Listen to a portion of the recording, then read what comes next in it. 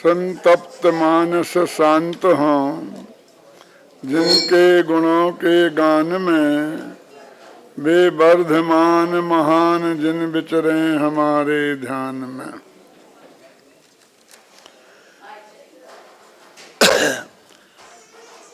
ये महामंगल प्रसंग है कि जैन दर्शन का सर्वाधिक महत्वपूर्ण जो महोत्सव होता है पंच कल्याणक प्रतिष्ठा महोत्सव, उस पंच कल्याणक प्रतिष्ठा महोत्सव की पत्रिका का विमोचन और उसके साथ में सभी प्रमुख क्षेत्रों व्यक्तियों के लिए उसका लेखन का कार्य यहाँ आरंभ हो रहा है। मैं बहुत संक्षेप में 2-3 बातें कहना चाहता हूँ। पहली तो ये कि यहाँ से 7 बलभद्र मुक्ति को प्राप्त हुए हैं। लोगों ने तीर्थंकरों का नाम तो सुना है और चक्रवर्तियों का भी खूब सुना है। तीर्थंकरों में ऋषभदेव से महावीर तक और चक्रवर्तियों में भरत से नाम शुरू होते हैं और ये ऐसे नाम हैं कि जिनसे शायद ही कोई जैन दर्शन का व्यक्ति परिचित ना हो। लेकिन ये बलभद्र क्या होते हैं उसका उतना परिचय हमारी जैन समाज को नहीं है। वैसे बलभद्रों में एक राम का नाम भी आता है। जो राम इस देश के रोम रोम में बसा हुआ है, बसे हुए हैं, लेकिन उन्हें हम जानते तो बहुत अच्छी तरह से हैं, महावीर से भी ज्यादा अच्छी तरह से जानते हैं। फिर भी वो बलभद्र हैं और जैन दर्शन में उनका क्या स्थान है उससे हम लोग ज्यादा परिचित नहीं हैं। मैं ये बताना चाहता हूँ कि जैन दर्शन में 63 शलाका के महापुरुष होते हैं और वो महापुरुष अकेले मोक्ष जाने वाले ही होते हों ऐसी बात नहीं है। ये 63 शलाका के महापुरुषों में उन लोगों के भी नाम आते हैं कि जो अभी मोक्ष नहीं गए हैं और ऐसे नाम बहुत छूट जाते हैं कि जो इस भव से मोक्ष गए हैं। यानी मोक्ष जाने की बात तो मुख्य है ही, लेकिन लौकिक दृष्टि से भी जिन्होंने पूरे चौथे काल को अपनी उपस्थिति से इतना अधिक प्रभावित किया कि सारा लोक आंदोलित हो गया, ऐसे पुरुषों को शलाका पुरुष कहते हैं। और उनमें 24 तीर्थंकर, 12 चक्रवर्ती, 9 बलभद्र, 9 नारायण और 9 प्रतिनारायण होते हैं। राम 8 में बलभद्र थे, उनके भाई लक्ष्मण 9 में नारायण थे, 8 में नारायण थे और रावण 9वां प्रतिनारायण था। 8वां प्रतिनारायण था। अब रावण तो नरक गया ना, और भी लोग गए होंगे, लेकिन उसका नाम भी 63 शलाका के महापुरुषों में आता है। ऐसे ही बलदेव, श्री कृष्ण के बड़े भाई बलदेव 9 में बलदेव थे, श्री कृष्ण 9 में नारायण थे और जरासंध 9वां प्रतिनारायण था। भगवान महावीर का जीव भी पहला नारायण था, त्रिपिष्ट नाम का नारायण। ये पद उन्होंने भी प्राप्त किया था। यानी वो नारायण प्रतिनारायण भी कालांतर में तो मोक्ष जाते हैं, उस पर्याय से नहीं गए, लेकिन उनको भी स्थान मिला। मैं इसलिए बताना चाहता हूं कि 63 शलाके के महापुरुषों का जो चुनाव है वो अकेले मोक्ष मार्ग की मुख्यता से ही नहीं है, लेकिन लोक जगत को जिन्होंने सर्वाधिक प्रभावित किया अथवा जो करते हैं ऐसे लोगों के नाम की बात है। ये महासौभाग्य की बात है कि सिद्ध क्षेत्र से जो 9 बलभद्र हैं उनमें 8 मोक्ष गए हैं, तो एक नहीं गए मोक्ष, जो मेरे ख्याल से अंतिम है, बलदेव हैं, वो मोक्ष नहीं। हाँ बलदेव हैं, और बाकी के सब मोक्ष गए 8, जिसमें रामचंद्र जी यहां से मोक्ष नहीं गए, और बाकी के 7 बलभद्र यहां से मोक्ष गए हैं। मेरे कहने का मतलब है ऐसा संयोग मिलना बहुत ही दुर्लभ है, और इस क्षेत्र का नाम है गजपंथ। लेकिन गजपंथ से क्या लेना देना इनसे? तो यहाँ पर आप जानते हैं बहुत बड़ी नदी है, इतना बड़ा वो है आगे चल करके, कि जिस पर एक कुंभ का मेला भी लगता है, अर्ध कुंभ लगता है ना, और आगे भयंकर जंगल है। तो यहाँ बहुत हाथियों के झुंड जंगलों में रहते थे, और जब वो पानी पीने उस नदी के में जाते थे तो उनका रास्ता यहाँ से गुजरता था, इसलिए इसका नाम पड़ा गजपंथ। ऐसा सिद्ध स्थान जो हाथियों के रास्ते पर पड़ता है। जैसे आजकल अपन लोग कहते हैं ना कि हमारा जो वो बना है बहुत एक तीर्थ धाम, का हमने कोई चीज बनाई है तो वो हाईवे पर है। ये बात होती है ना कि हाईवे पर होना एक आज कितना महत्व की बात है, कि किसी हाईवे पर कोई चीज हो, माने हर एक आदमी की पकड़ होती है। तो ये इसका भी ये समझ ले हाथियों का हाईवे था, और इससे ये गजपंथ तीर्थ क्षेत्र कहलाया। मैं ये कहना चाहता हूं कि पूज्य गुरुदेव श्री के प्रताप से जो तत्व ज्ञान की प्राप्ति हमें हुई है, और जिसकी पत्रिका लिखने का सौभाग्य मुझे अभी प्राप्त हुआ है, सोनगढ़ तीर्थ धाम, जो इस भारत के पश्चिम भाग में है, और आदरणीय बसंत भाई जी को सम्मेद शिखर तीर्थ धाम, उन्होंने बहुत काम किया है सम्मेद शिखर का, इसलिए उन्हें वो मिली है। लेकिन कैसे मेरे पास जो पत्रिका आई थी लिखने के लिए वो सम्मेद शिखर की थी। आपने नहीं रखी। क्या क्या ख्याल है ना? और बसंत भाई के पास जो पहुंची थी वो सोनगढ़ की थी। तो अब ऐसा समझ लीजिए कि हम दोनों ने दोनों जगह की पत्रिकाएं लिखी हैं।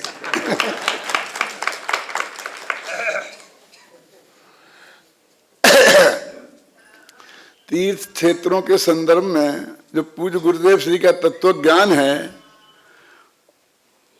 तीर्थ क्षेत्रों पर हमारी संस्थाएं बने, इसके बारे में बहुत बहुत तरह के विचार अपनी मुमुक्षु समाज में चलते हैं।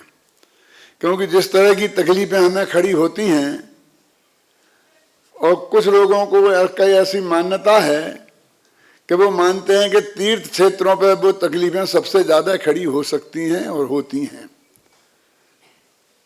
क्योंकि सभी का विहार यहाँ होता है और ज्यादातर तकलीफें उन्हीं के माध्यम से हमें प्राप्त होती हैं। इसलिए हमारे ही साथियों का, कुछ लोगों का विचार ऐसा रहता है कि हम तीर्थों पर एक चीजें ना करें तो अच्छा है। मेरा विचार इससे कुछ अलग हटके है।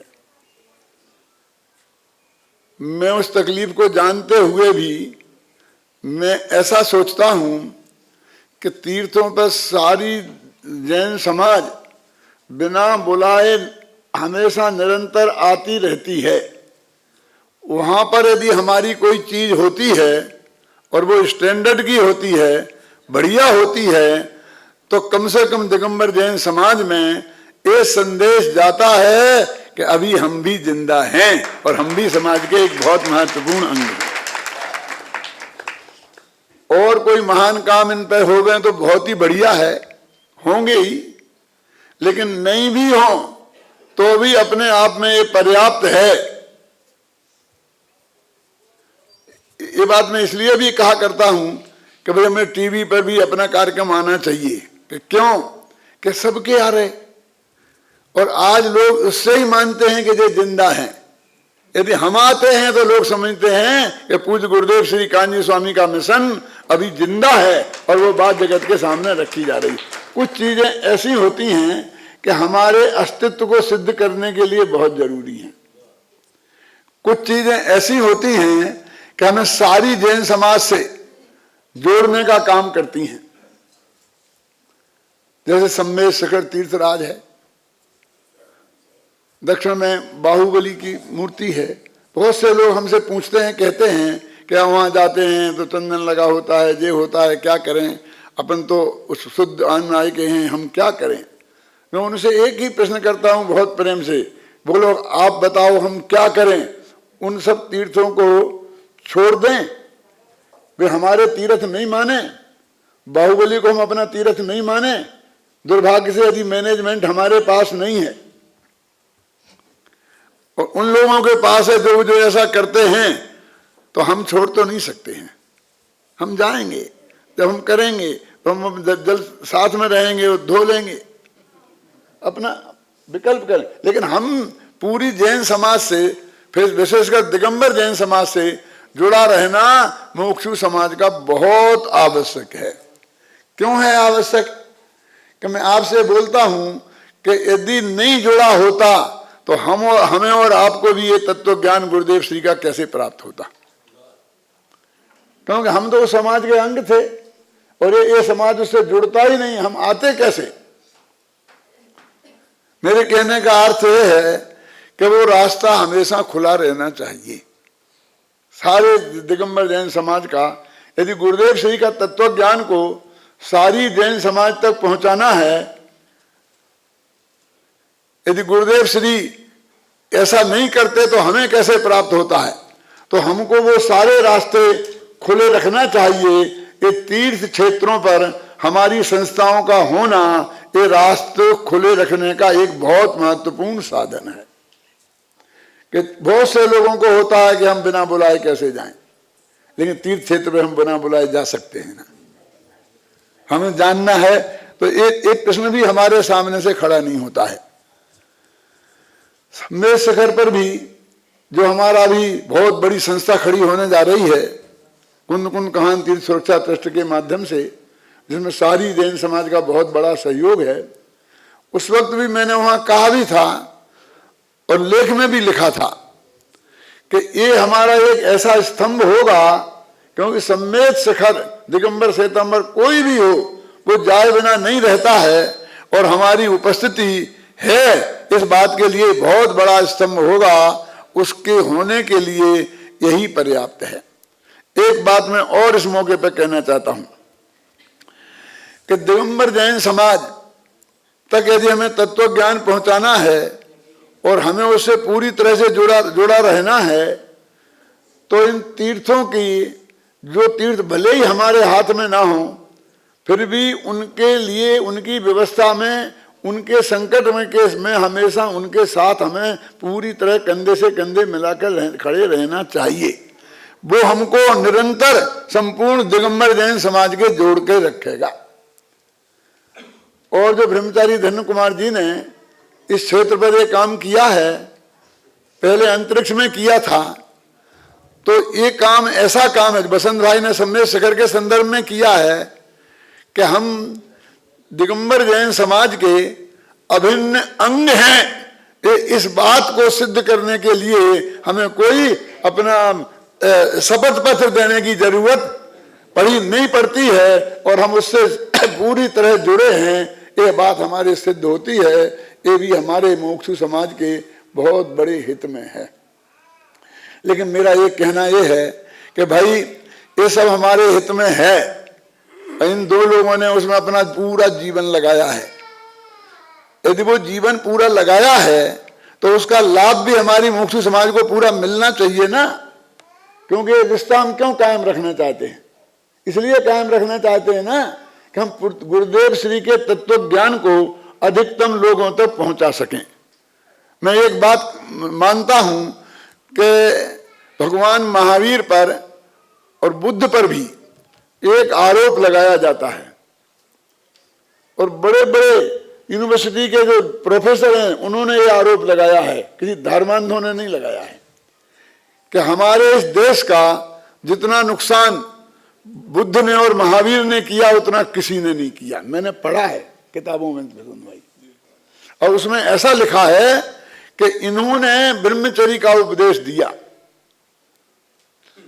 और उनसे प्रभावित होकर सारे बुद्धिमान लोगों ने ब्रह्मचर्य व्रत ले लिया, तो उनकी नस्ल तो खत्म हो गई। और जो लोग बचे वो कैसे लोग थे, उनकी नस्ल जिंदा है, तो हमारे हिंदुस्तान में उत्तम नस्ल का नुकसान हो गया। देखिए तर्क देखिए क्या निकाला उन्होंने। मैं ये कहता हूं कि जो पढ़ा लिखा समाज होता है, जो बुद्धिमान समाज होता है, ये फैमिली नामक प्लानिंग नामक का तो बीमारी अभी आई है, वो भी सबसे ज्यादा छूत की बीमारी उन लोगों में ही फैलती है। दुर्भाग्य से हमारा सारा मुक्ति समाज बहुत पढ़ा लिखा और अच्छा समाज है, और इसकी वजह से उसमें ये बीमारी बहुत तेजी से फैली है। मैं तो कभी कभी अपने घर में ही कहता हूं कि भाई कुछ लोगों को आने दो ना, इतने अच्छे वातावरण में, जो तत्व ज्ञान के रास्ते में, क्यों सारा रास्ता रोकते हो। मेरी ये अपील कोई मानने वाला नहीं है, ख्याल में है ना। तो मैं ये पूछता हूं कि हमारे मुमुक्षु तो अब इस नंबर पे आ गए कि हम दो, हम दोनों का एक, वैसे ही संख्या घटनी है, उस एक में भी हम संस्कार नहीं डाल पाते हैं, तो हमारी संख्या निरंतर घटेगी ना। तो दूसरा रास्ता यह है कि हम जो पूरी दिगंबर जैन समाज है, तो आज पूरी जैन समाज है, उसके लिए रास्ता खुला रखें, तो इस तत्व ज्ञान उन तक पहुंचेगा, तो उनसे लोग हम में जुड़ेंगे। तो ये जो पंच कल्याण प्रतिष्ठा महोत्सव जैसे उत्सव हैं, वो और ये जो तीर्थ पे हमारे जो काम हो रहे हैं, वो इस काम के लिए बहुत महत्वपूर्ण हैं। इन्होंने तो अपना जीवन लगाया है। मैं इनसे कहता रहता हूं व्यक्तिगत भी कि भाई थोड़ा थोड़ा लगाते भी हैं, थोड़ा इस अध्यात्म के गहरे अध्ययन में भी हम ज्यादा समर्पित हों, लेकिन निश्चित रूप से इनने जो श्रम और सेवा की है, उससे मुमुक्षु समाज को बहुत बहुत लाभ हुआ है। इस पंच कल्याणक से भी होगा, और मैं तो ऐसी भावना भाता हूं, मेरी मान्यता भी ऐसी है कि सारी मुमुक्षु समाज की एकता का सूत्रपात भी इस पंच कल्याणक और इस सिद्ध क्षेत्र से होगा। इसी मंगल भावना के साथ मैं अपनी बात समाप्त